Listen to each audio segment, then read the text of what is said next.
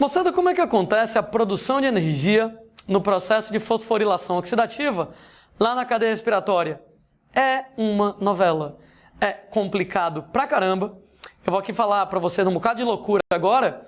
E depois que a gente falar um bocado de loucura, no finalzinho a gente vai ter uma parte que é mais importante pra você. Infelizmente, para chegar na parte mais importante, eu vou ter que passar pelo bocado de loucura antes. A ideia chamada de hipótese quimiosmótica de Mitchell, né, é como você vai ter a produção de energia lá no processo de fosforilação oxidativa, ou seja, lá na cadeia respiratória.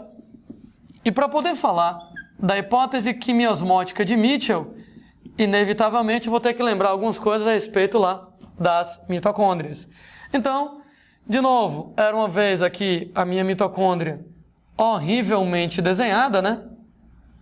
Mas tá, dá pra gente se virar um pouco. Na mitocôndria eu lembro para vocês que a gente tem lá uma membrana mitocondrial externa, uma membrana mitocondrial interna, e entre os dois eu tenho um espaço intermembrana.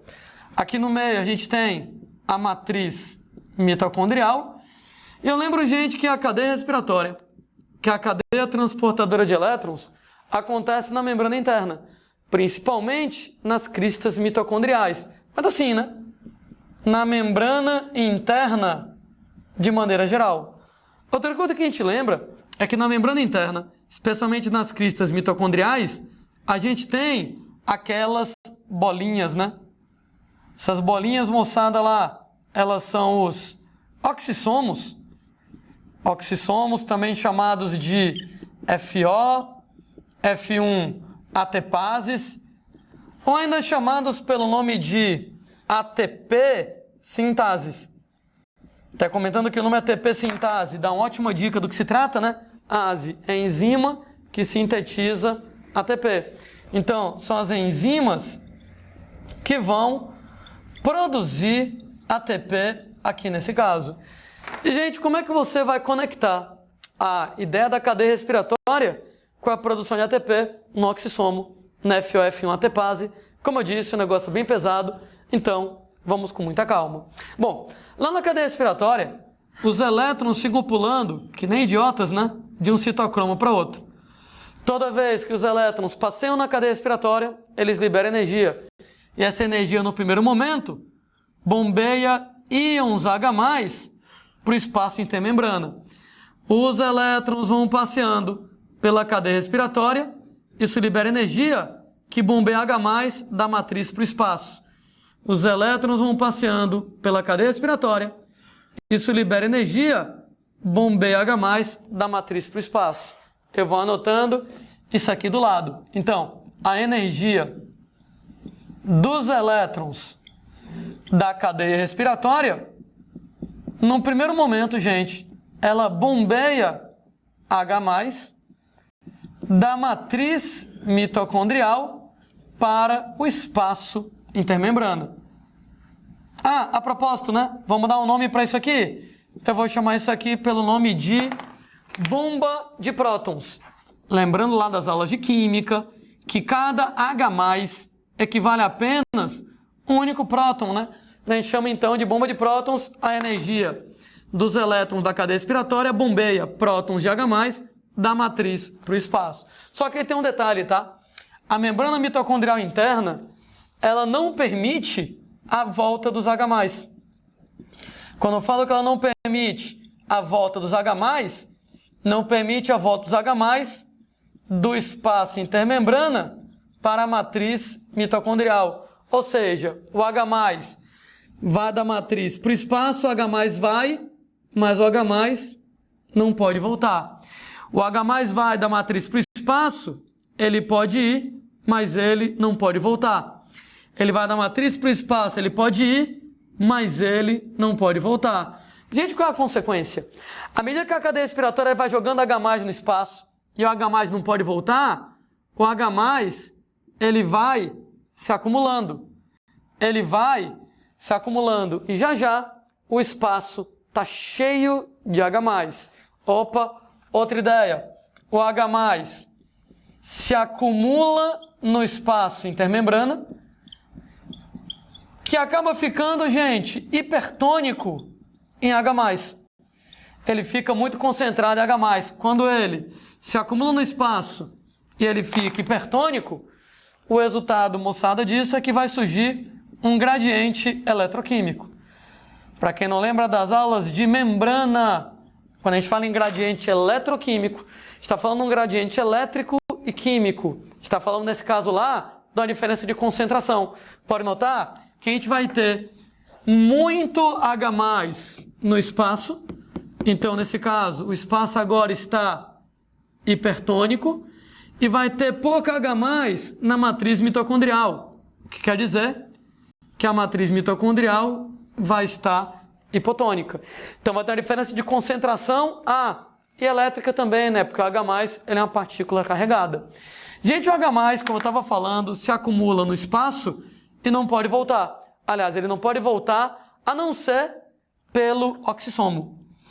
Na verdade, o oxissomo, ele é duas coisas. Ele é uma enzima para produzir ATP, e ele, moçada, também é um canal que permite a volta dos íons H+. Ou seja, só tem um lugar por onde o H+ ele pode voltar do espaço para a matriz. Ele só pode voltar por dentro do oxissomo. Imagina que o oxissomo é um canal. Outro detalhe. Quando o H+ volta por dentro do oxissomo, gente, ele está indo do espaço para a matriz. Ele está indo do meio hiper para o meio hipo. Por favor, me ajuda a pensar. Se ele está indo do espaço para a matriz, se ele está indo do meio hiper para o meio hipo, isso é transporte ativo ou passivo? Do meio hiper mais concentrado para o meio hipo menos concentrado, transporte ativo ou passivo? Transporte passivo, né? Do meio hiper para o meio hipo, do meio mais para o meio menos, transporte passivo.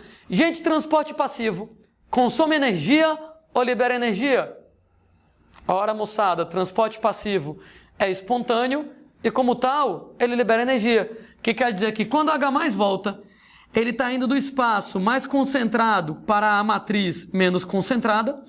Do meio mais para o meio menos é transporte passivo, libera energia. Detalhe, estou liberando energia dentro de uma enzima que produz ATP. Essa energia ela é utilizada para produzir ATP. Ou seja, o único lugar por onde o H+ pode voltar é por dentro do oxissomo. Quando o H+ volta por dentro do oxissomo, o H+ está indo do meio mais concentrado para o meio menos. Do meio mais para o meio menos é transporte passivo. Transporte passivo é espontâneo, é exotérmico, libera energia, que é utilizado então para a produção de ATP. Quer dizer então que quando o H+ volta pelo oxissomo, esse H+, moçada, ele libera energia que é utilizada para produzir ATP. Detalhe, né, gente? A produção de ATP, nesse caso, se chama de fosforilação oxidativa aqui na brincadeira. Então, pronto, né, gente? 3 etapas. Número 1, a bomba de prótons. Energia dos elétrons da cadeia respiratória, bombeia H+. Elétrons passeando, bombeia H+, da matriz para o espaço. A membrana mitocondrial interna não permite a volta dos H+, do espaço para a matriz. Então, H+ se acumula no espaço, o espaço fica hipertônico, um gradiente eletroquímico. Então, muito H+ no espaço, o espaço fica hipertônico. Só tem um lugar por onde H+ pode voltar, que é pelo oxissomo. E aí, gente, quando H+ volta pelo oxissomo, ele vai do meio mais para o meio menos concentrado, libera energia, que é utilizada para gerar ATP no processo de fosforilação oxidativa. Alguém deve estar pensando assim, meu Deus, que negócio complicado da peste. Não tinha como a natureza inventar um negócio mais fácil do que isso, não? Talvez tivesse, mas não inventou. Infelizmente, ela inventou desse jeito. Sabe o que aconteceu, provavelmente? Evolutivamente falando, tá?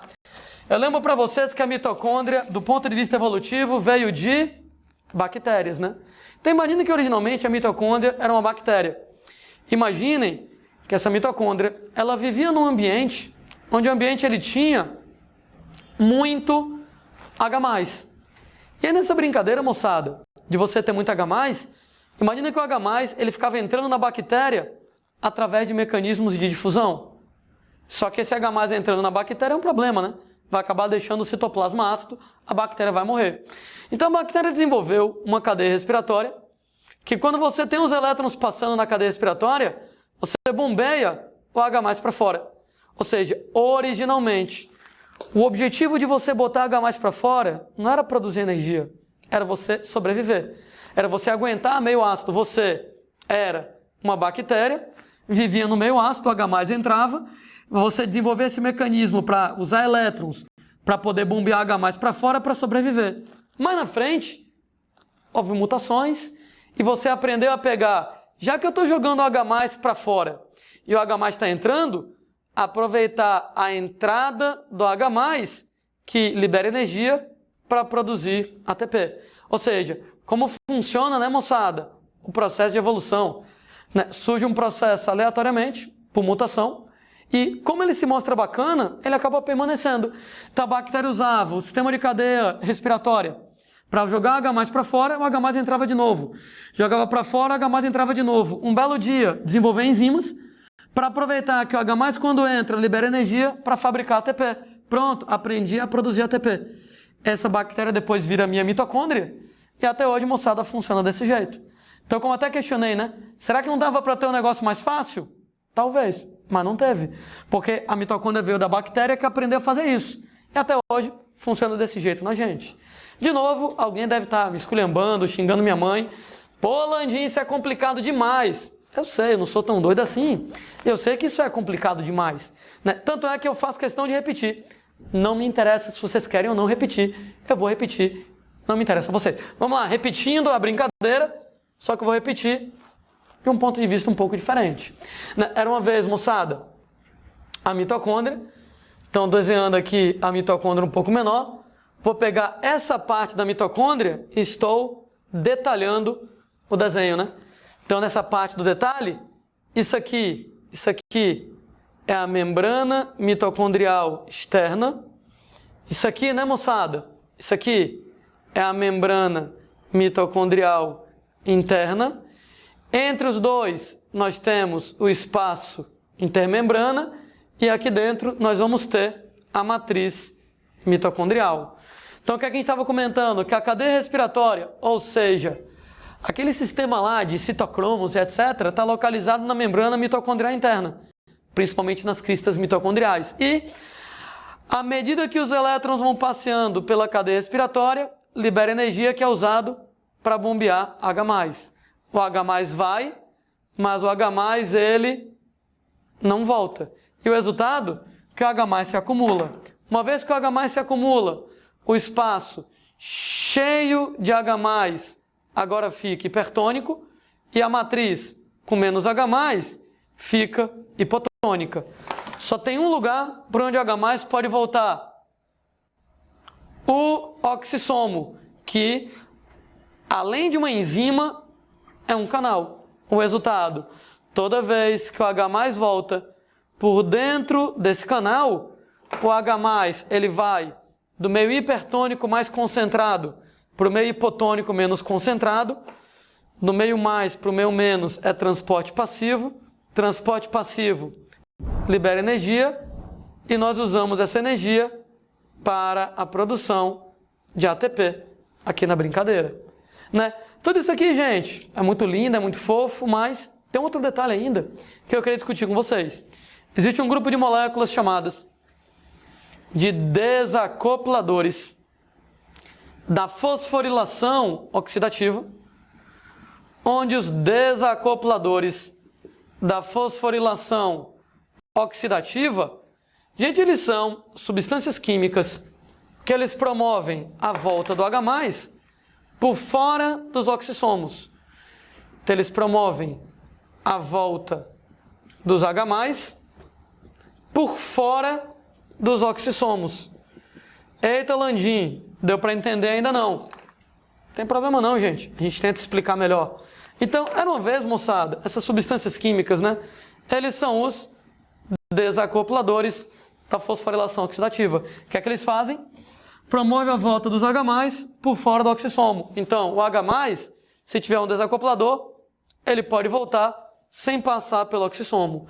E aí é uma ideia interessante, né? Quando o H+, ele vai, de qualquer maneira ele está vindo do meio hiper para o meio hipo, do meio mais para o meio menos. Então esse é transporte passivo do mesmo jeito. Isso libera energia do mesmo jeito. Com uma diferença crucial. É que, gente, uma coisa é você liberar energia dentro de uma enzima que pode utilizar essa energia para fabricar ATP. Outra coisa é o H+ passar pelo desacoplador e liberar essa energia de forma bruta. Energia bruta é calor. Isso quer dizer, então, que no caso do desacoplador, ao invés de produzir ATP, ele fabrica calor. Aliás, quem tiver essa noção, eu já estou morto de satisfeito, né? Se você tiver ideia que o tal do desacoplador, no que ele promove lá a volta do H+, por fora do oxissomo, você meio que pode esquecer tudo que eu falei até agora.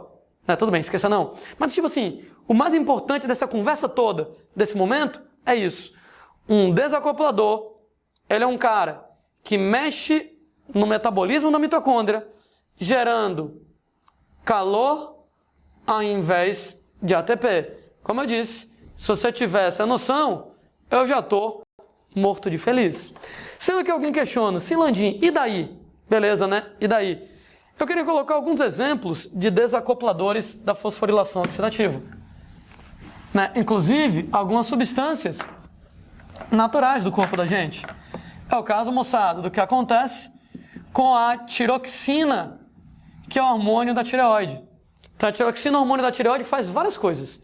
Dentre essas várias coisas que a tiroxina ela faz, a tiroxina, moçada, ela tem efeito desacoplador sobre a fosforilação oxidativa. E nessa brincadeira ela tem um efeito desacoplador sobre a fosforilação oxidativa, ela gera calor ao invés de ATP. Existe uma doença, hipertireoidismo, falarei sobre ela no futuro com mais carinho, que é a doença onde você tem tiroxina demais. E dentre os efeitos da tiroxina demais, do hipertireoidismo, tem dois que eu queria lembrar para vocês. A pessoa ela vai ter hiperidrose, a pessoa vai ter sudorese excessiva e a pessoa vai ficar magrinha, a pessoa vai ter magreza. E aí, rapaz, nesse caso, relacione o fato da tiroxina ser um desacoplador com os efeitos. Ora, moçada, que óbvio, né? Desacoplador, o que é que ele é? Ele é uma substância, esqueci o resto, tem problema não. Eu lembro que gera calor e não ATP.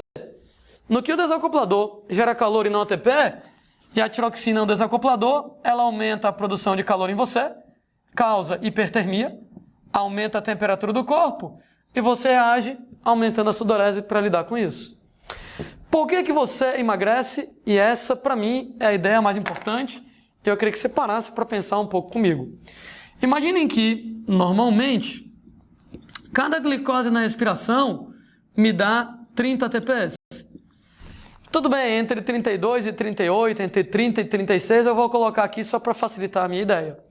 Imagine, moçada, que quando você tem um desacoplador na jogada, o desacoplador ele vai fazer você produzir calor e não ATP. Então, diminui a produção de ATP por glicose. Ao invés de você produzir 30 ATPs, sei lá, você vai produzir 10 e o resto vai ser calor. A minha pergunta vai ser meio esquisita. Te vira, Zé Mané, para você entender a minha pergunta. Quantas vezes mais glicose eu vou ter que consumir quando tem um desacoplador para produzir o mesmo tanto de ATP que eu produzo normalmente quando não tem um desacoplador? Vou repetir a pergunta. Quantas vezes mais glicose eu tenho que consumir quando tem um desacoplador para produzir o mesmo tanto de ATP que eu produzo normalmente sem o desacoplador? Aí você pensa, né? Normalmente, cada glicose me dá 30 ATPs. Com o desacoplador, só está me dando 10. Para produzir 30, eu vou ter que consumir 3 vezes mais glicose. Ora, aqui eu estou tendo 10. Para produzir 30, se eu consumir 3 glicoses, 3 vezes 10, 30, eu produzo tanto que o normal. E esse é o motivo pelo qual você emagrece. Quando eu trabalho com desacoplador, a produção de ATP diminui.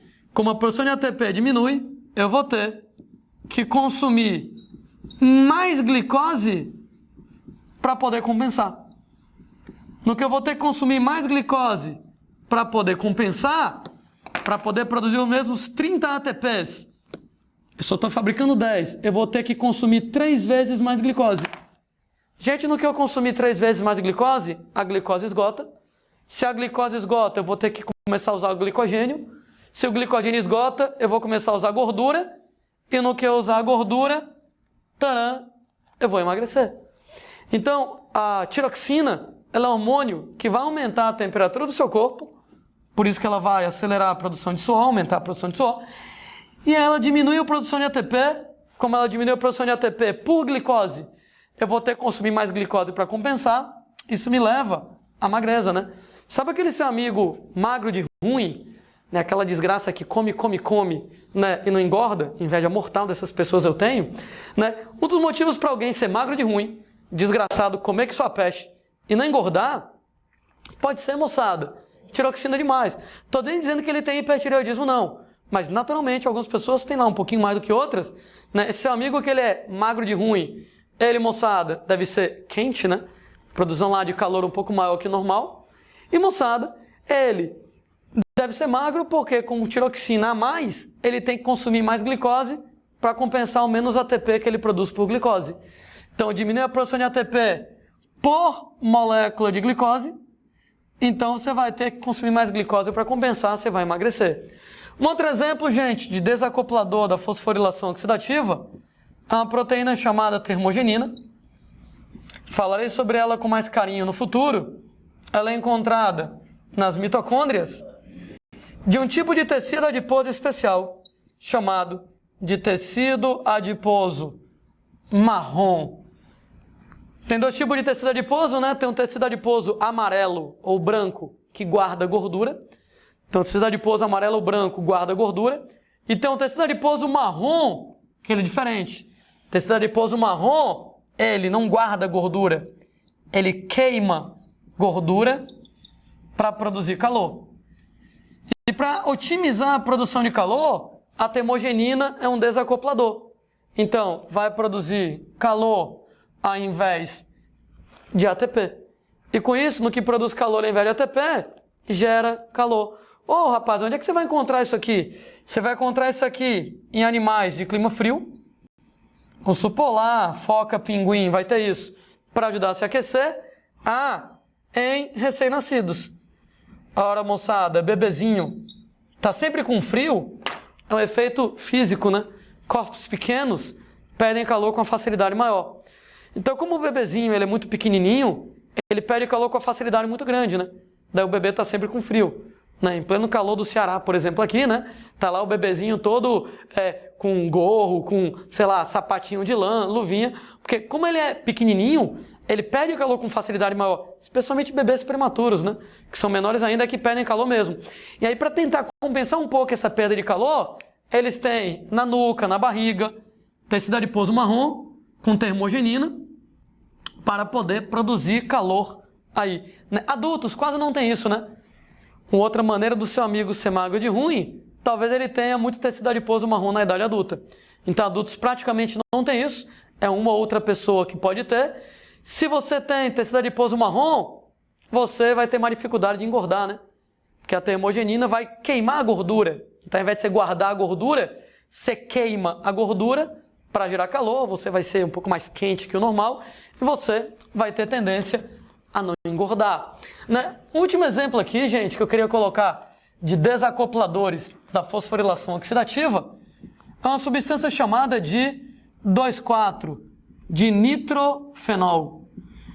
Poland, eu vou ter que conhecer essa desgraça aí, né? É o 2,4-DNP ou DNF, né? Chame como quiser. Não, rapaz, você não tem que conhecer de cor. Aliás, a não ser alguns vestibulares mais doidinhos, né? Mas por que ela é uma substância interessante? Porque acho que todo mundo já ouviu falar em termogênico, né?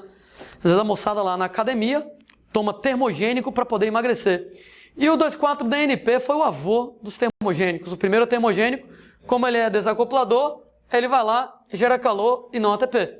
Ele faz você esquentar, hipertermia, daí o nome termogênico, você esquenta o seu corpo e ele faz você emagrecer.